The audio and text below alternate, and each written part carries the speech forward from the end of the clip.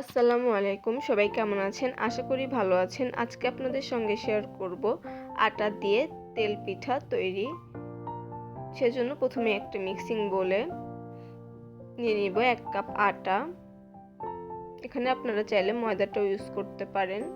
এরপর এর মধ্যে দিয়ে দেব হাফ কাপ চিনি। এখানে মিষ্টিটা আপনারা আপনাদের পছন্দ অনুসারে কম দিতে পারেন, কম বা বেশি। এরপর এর মধ্যে দিয়ে দিব পরিমাণ মতো লবণ। এরপরে হাতের সাহায্যে ভালোভাবে মিশিয়ে নেব।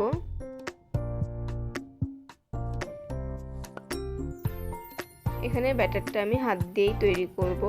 হ্যান্ড উইক্স বা অন্য কিছুর থেকে হাত দিয়ে ব্যাটারটা তৈরি করলে ভালো হয়।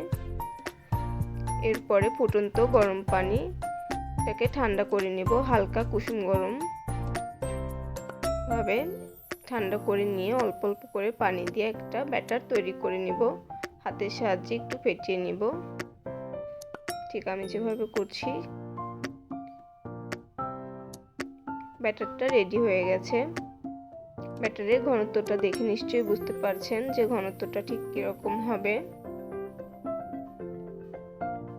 পিঠা বানানোর সময় যদি ব্যাটারটা ঘন মনে হয় তখন সামান্য পরিমাণে পানি মিশিয়ে নিতে পারেন।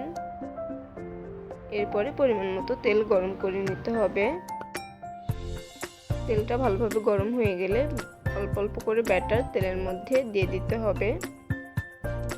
এরপর চুলার আঁচটা লোতে রাখতে হবে।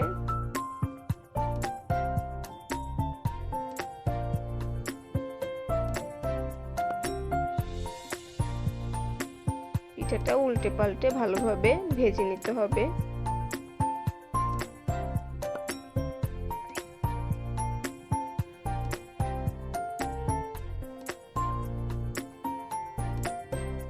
পিঠা ভাজার ডান, বাকিগুলো সেম ভাবেই ভেজে নিব।